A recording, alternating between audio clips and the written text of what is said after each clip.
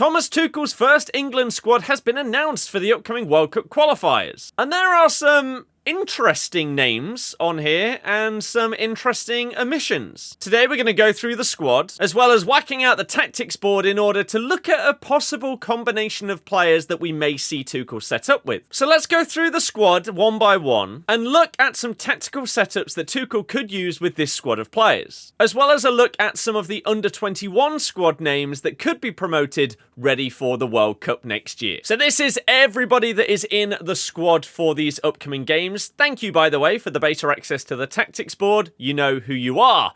Let's go through each of these players and look at some possible setups for how this team is going to shape up. So first things first, who is in and who has missed out? Well, we'll start off with the 4 goalkeepers. Now, I can't quite understand why you would need 4. You very, very rarely need 3 keepers, let alone wasting another squad space on a 4th one. So that's very odd to me.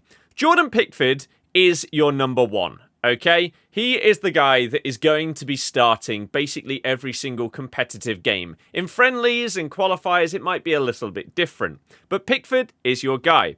Who is your number 2? You'd probably say Dean Henderson, okay? That's fine. There's your number 1 and 2. James Trafford is this upcoming younger keeper, and Aaron Ramsdale has not had the best of times in recent years. Ryers came in and replaced him at Arsenal, and then he's moved to Southampton and is struggling there as Southampton are. So who is the notable omission? Jack Butland, doing quite well for Rangers, actually did fantastic for them in the Europa League recently. Is it a bit harsh on him to not have him in the squad? Maybe, especially when you're choosing 4 keepers. So when it comes to these players, we can sort of remove 3 of these because they are obviously not going to be starting in these games. Jordan Pickford is the number 1. He is going to be the guy. We've got a lot of defenders. A first ever call-up for Dan Burn, who you assume is either playing left-back or maybe a left centre-back, depending on the system. We could maybe play a 3/5 at the back. Miles Lewis-Skelly has been promoted all the way up to the senior squad. It was expected he might jump up to the under-21s, but this is fantastic. Jarrell Quansah is a really surprising choice here, considering his game time for Liverpool. Ezri Konsa, sure, has a bit of versatility in centre-back or right-back, has actually probably played more right-back over the last couple of years than centre-back. Mark Gahey was fantastic at the Euros, arguably England's best player in that tournament, which maybe says a lot about how well we played, but his performances were very good. And Levi Colwill, another younger player, of course, who has pretty much taken one of the spots at Chelsea as making it his own in terms of being reliably starting for them. On the right-hand side, you have 3, again, interesting choices here. Livramento, I don't mind this one, because he's a younger player who can also play on both sides. And we love versatile players because if you pick up an injury to one of your starters, you want to not have to have a backup for every single player. You want someone that can fill in a couple of spots. So Livramento is great for that. Kyle Walker, on the other hand, was shocking for Man City before they loaned him out to AC Milan. I honestly, as much as I watched the Serie A, I couldn't tell you how well he's been doing since he moved there. I just don't really understand why he's involved here going forward. Like, he's clearly coming towards the end of his career. He's not that elite level right back that people seemingly thought he was, even going into the last tournament.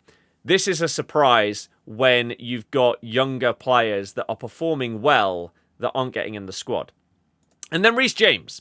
Reece James, it feels like whenever he's fit, he's in, because he is fantastic. The problem with him is the problem we've seen with many players over the years, where you get them for 10 games at the most, and then you're injured, and you miss the next 15, 20 matches. Then he's back again.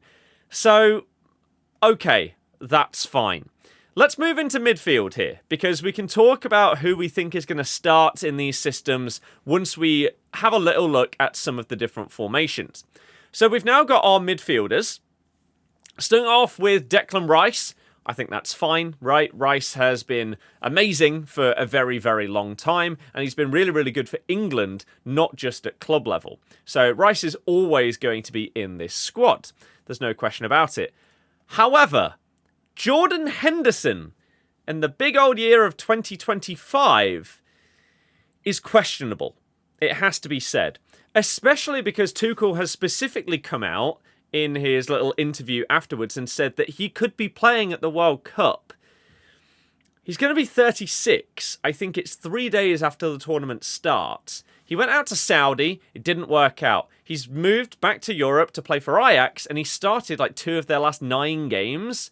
He's not this monster that he maybe was under Jurgen Klopp. So I can understand having Henderson around the squad for experience and mentality and things like that. Does that mean that he needs to be playing in the squad? I'm not sure. Why not just bring him along as sort of like a mentor kind of role? Is that not allowed? I'm not entirely sure, but why he's been selected, I just simply cannot justify it, because you also have other older players that have the experience. So you don't necessarily need someone like Henderson unless you are so desperate for someone in the middle of the park to basically be there to be a captain on the pitch. But is that the player for it? I'm not sure I can agree. Morgan Rogers, been fantastic for Villa. And I don't know exactly how Tuchel would line him up in a multitude of systems that he's ran. Again, we'll go through a couple of formations very quickly in a couple of minutes. But it's good to see that form is being recognised with some of these players. Same with someone like a Lewis Skelly. In other players, not so much in some of the omissions that we'll get to as well. On the other hand, someone like Eze, really exciting player, but he's not really filled that Michael Olise void. And I know they don't play the same position, but in terms of the excitement that you got when you were watching both of them together, it was electric. Without Olise there, I was really thinking that Eze was going to have a season where he properly stands up and becomes him, for lack of better wording. But maybe not this season. Curtis Jones getting a shout is okay. He's becoming more of a used player. Under Arne Slot for Liverpool, he's getting more minutes rather than just being a guy that maybe comes on for 5 minutes every few games. He is actually starting some games, which, considering how good their midfield has been at times this season, credit to him. And then, of course, these two, we don't really need to talk about Bellingham and Palmer, do we? They are just absolutely ridiculous. So those are fine. We go on to the forwards, and we start off with Anthony Gordon, who arguably should have had a much bigger role at the Euros under Southgate, but he was just underutilised, and it was really, really infuriating. So that's fine. He's also been really, really good this season. Marcus Rashford being reintroduced to the England squad this quickly is slightly surprising. Tuchel has justified it by saying that he's had a good impact even if it's off the bench for Villa since his move. Does he think that the ceiling of Rashford is so high that therefore is the justification for bringing him back in? Maybe. And to his credit, that's fair if that is your reasoning. If you're purely basing it off of form, okay, he may have played well for a few games, but we saw him play great, unstoppable form for about 3 months a couple of years ago. And since then, he's not really come anywhere close to it. So, questionable, but if you can get the best out of Rashford, it's justified. On the right-hand side, I'm putting Foden on the right-hand side because it feels like some of his best moments for Man City have been starting as sort of like a right-sided 10 or a right winger because he's so good at cutting in onto his left foot and curling one of those finesse shots into the top corner from the edge of the box. You see him making these kind of movements over here and then having that shot just absolutely pinging it. Oh, this doesn't want to work. Into the top corner. So I'm putting him over here. Jared Bowen. I think that's fair. Bowen is a fantastic player that a lot of the time doesn't get the credit he deserves, and so having him in the squad is perfectly fine.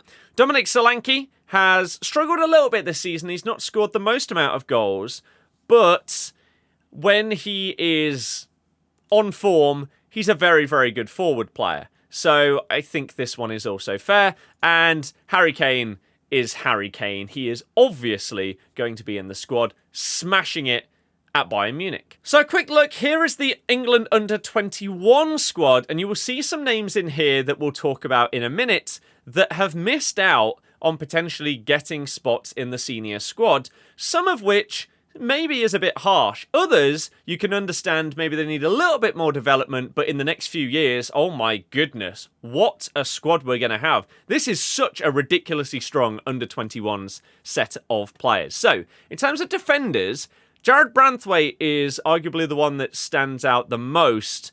He has been amazing pre-injury for Everton, and since coming back, he has massively helped Everton get back to winning ways and being a lot more solid defensively. I think this is a really harsh omission from the squad. Taylor Harwood-Bellis is a name that has been going around for a while. Maybe in the future you'll see him get back in. Rico Lewis has had a topsy-turvy season. He's being asked to play in like 3 or 4 different positions by Pep, and it feels like maybe he needs to nail down one in a specific type of role to properly get himself into the senior squad. Midfield and forwards, though, there are so many great players in here that arguably could or should be in the senior squad. Joe Bellingham being fantastic for Sunderland. Elliot Anderson has been amazing for Forest. What a purchase that was in the summer. Jamie Bino-Gittens, really, really good for Dortmund. Archie Gray, down as a midfielder, has been playing at right back, has played at centre-back a lot of the season for Spurs. Really exciting player. Hinchelwood is good as well. Alex Scott maybe hasn't quite lived up to the hype that he had before signing for Bournemouth. But Adam Wharton could very easily be in that senior squad as well. Is it because a couple of these are coming back from small injuries and they want to manage it a little bit rather than putting them all the way up? Maybe.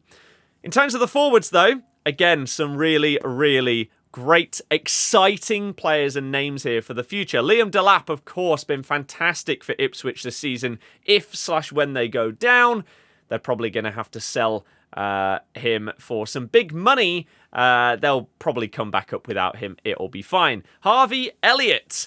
Really, really exciting watching Elliott play, and I hope that he can push himself further into the fold with England going forward. Amari Hutchinson, again, great for Ipswich last season. Not as much this season, but still pretty good. Illing Jr. had that whole transfer with Juventus and Villa and everything like that. James McAtee, one of the exciting youngsters coming through at Man City. Ethan Nwaneri could have potentially got through, a bit like Miles Lewis-Skelly, into the senior squad, considering the wing options that we have. Philogene not quite hit the heights that he was expected to this season, but been okay since his move in Jan, and Jay Stansfield as well. There are also a couple of other names that have missed out, some due to injury. For example, you've got the likes of Ollie Watkins and Trent. But outside of injuries, there are a few other names that are notable omissions, you could say. Aaron Wan Bissaka has had a fantastic season with West Ham. He sort of refound his form, and you could arguably put him in over Kyle Walker, who again had to move away because he wasn't doing as well. I feel like that is an option. Another fullback that is having a fantastic season, even out of position, is Jed Spence. And he, again, has that versatility of being able to play on both sides. He's being forced to play left back due to Spurs' injury problems this season. I feel like this is also a bit of a harsh omission. We talked about Jared Branthwaite before, and the main position here, I can't understand why you would have Jarrell Quansah over Branthwaite in this squad. To me, that doesn't make any sense. Another omission, you have got Jordan Henderson in, but you're missing out Conor Gallagher, who is having a solid season at Atletico Madrid. He's fitting Simeone's system really, really well. And you know he's going to bring energy at the very least every single game. Jordan Henderson doesn't really have that anymore. That is what he was known for, his leadership and his engine. But he doesn't have that as much. So Gallagher is harsh. Angel Gomez featured in a couple of squads previously under Lee Carsley, but is not getting the look in here. We talked about Adam Wharton and how harsh that is, but one of the biggest omissions has to be Morgan Gibbs White. There is no Forest love for whatever reason this season, and I just can't quite understand it. Elliot Anderson, again, in the under-21s, that's fine, but Gibbs White feels like a glaring mistake here. He has been instrumental in Forest most likely getting Champions League football, and yet he isn't given the chance here. I just can't quite wrap my head around it. So, all of that aside, let's have a quick look at how I think in two different formations we might see a lineup from England under Tuchel. We're going to start with a 4-2-3-1. So, to start off with 4-2-3-1, who do I think is going to be omitted from these players? Well, I think Quansah is out. I think Konsa is most likely out as well. I think you're going to be looking at Mark Gahey and Levi Colwill as your two starting centre-backs here. At left-back, Dan Burns seems like he would maybe make a bit more sense in the 3, because whilst he has worked at left-back for Newcastle at times, it feels like at the elite level, maybe you're going to want the more athletic player that has a bit more on-the-ball ability. We're going to go with Miles Lewis-Skelly at left-back. At the right, I feel like Livramento is going to be, again, that bit part, either side substitute player. And if he is fit and available, then we have Reece James going in at right back. Now, when it comes to midfield, this is a little bit more tricky. Are you potentially going to be forcing Palmer out wide in order to start him, or are you going to try and play him as a 10?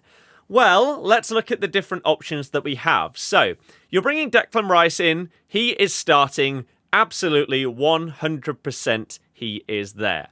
In terms of the others, Bellingham also has to start, right? These two are 100% in the team. So then it's about balance. Do you want to have a Rice, Bellingham, Palmer midfield, or do you want someone that's a bit more well-rounded and you push Bellingham to be forward as your number 10? We obviously saw Palmer not really get the minutes in the Euros, but that was under a different manager. So, if we are going with Rice and Bellingham, then maybe that means that Jordan Henderson is out and Bellingham is going to go a little bit deeper, sat here with Rice. That would therefore mean you're most likely starting Palmer in your 10 position and Eze, Rodgers and Curtis Jones get moved back. You could even have this sort of funky system where you sort of have a 6, an 8, and a 10 as your midfield, but they're a bit more fluid, so you do have a bit more solidity when defending and going forward. Bellingham is more of that box-to-box kind of player. But you could also say, well, what if we want Rice as a number 8? Then maybe you'd want someone like that Wharton that sits here, but not in the squad. We don't have it. So if, for whatever reason, he doesn't want to start Palmer, or he's pushing Palmer out onto the wing, then what do we have? We have Bellingham as the number 10 here, and you have Rice in this holding/8 position. Who's going to go in next to him? You've got options of Henderson, Eze as a slightly more attacking 8. You've got Morgan Rodgers and Curtis Jones. Who do I think will start there? I feel like if Jordan Henderson is in the squad and he's talking about him potentially starting or playing at the World Cup, there is a very good chance that Jordan Henderson plays alongside Declan Rice. And maybe he just takes up a slightly more defensive role and we allow Rice to get forward more and bomb on as a box-to-box player, and then Bellingham is the guy behind the three up front. Maybe that is the setup that we're going to see from Thomas Tuchel. In terms of the front three, if we're playing this 4-2-3-1, obviously Bellingham is part of that three. Left-hand side, it should be Gordon. Right? Based on not just this season, but last season as well, it should be Gordon. But once again, the way that Tuchel is talking about Rashford, he seems really impressed with him. So there is a world where Rashford actually gets in and starts ahead of Anthony Gordon here, which is really, really harsh on him. And I feel like it's not really justified for Rashford to get that position. So I kind of hope that it's Gordon here, unless somehow Tuchel, in combination with Emery, turn Rashford into that monster that we saw have that 3 or 4 month purple patch that just, he was unstoppable. One of the best players in the world in terms of goal involvements for a few months. But we're going to start Gordon here.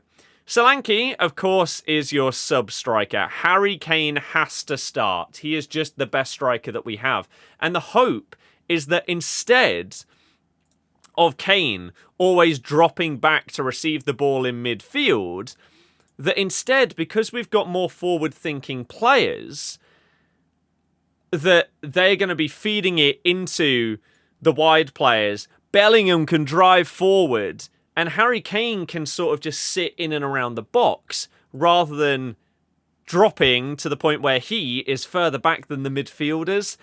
It's really frustrating to see, and we need to be able to utilise the fact that his elite movement up front can get us a lot of goals. And his finishing. You want him in the box. You don't want him receiving the ball down here, because even though his passing is great, there's no one on the end of it. So, Harry Kane, of course. Foden or Bowen? What kind of player do you want? Do you want someone that is going to get at their man, potentially get down the line and cross it into Harry Kane? If so, you get Foden out of the team. If you want a winger that is going to be cutting in and shooting off the right, you put Foden in the team. And you have these different ways of utilising these players where Foden is just going to be trying to shoot from here all the time. And all of a sudden, you've got this forward line that is working in different ways. You potentially have two players whose aim is to pick up the ball here and shoot. Right? Whether it's far post or whatever. And again, the same with Foden. So, Tuchel has played many, many different formations over the years. And so this is one way that we could line up. Let's quickly look at a 3-back. So, Tuchel has played a 3-4-2-1 in the past. Obviously, you've got your bank of three here. We've got Dan Burn, Colwill, and Gahey. Potentially. You could swap that out. You could bring in Konsa. We've seen Kyle Walker play as the right centre-back in the past. But we're going to keep it as these three for this squad. Next question is, are you utilising wing-backs, so it's sort of a 5 at the back, or are these actually wide midfielders? Because if they are, you've got very, very different players being utilised here. The likes of Curtis Jones, Morgan Rogers could end up taking that role if it turns into a 3-4-3, but most likely it's going to be wing-backs, in which case Lewis Skelly and Reece James can be fantastic going forward. Livramento would also offer an option on both sides. I feel like, again, after seeing this season, Wan Bissaka has actually been really good going forward, which is not something we've said in the past, but could work here. We have 2 in midfield with a 3 up front. Or, if you are utilising the wing-backs as your width, suddenly this setup changes.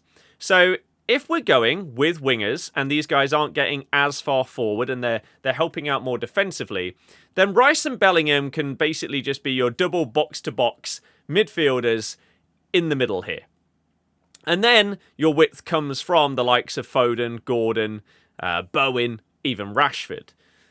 But all of a sudden, if you are utilising these as your width down the line, then Foden can potentially move inside here. You could see Cole Palmer get introduced here instead because he plays as more of a 10. So he can start out wide but then drift inside. And instead of Anthony Gordon, you might actually see a complete change in midfield. You could see someone of the likes of Rodgers over there, or we could push Bellingham like we saw at times in the Euros. We had someone like Bellingham playing as a left 10, and then you'd have to bring in a different midfielder. So, for example, let's just put Curtis Jones in there. Because your width is coming from these guys, and then you've basically got these attacking midfielders that can either feed it through to Harry Kane, or maybe to each other, right? They can utilise the width of these guys going forward, or they can have a shot themselves. So you have multiple different ways that you can utilise these positions if your fullbacks or wingbacks in this scenario are bombing forward. Something we have also seen in the past is that instead of playing one of these two systems, you could start with something slightly different. We have seen Dan Burn play as a left back for Newcastle. So we could see him start in that role. We could have Bellingham, we could have Rice, and we could have Palmer as our midfield. We could then have Jarrod Bowen on the right, Anthony Gordon on the left, and Kane up front.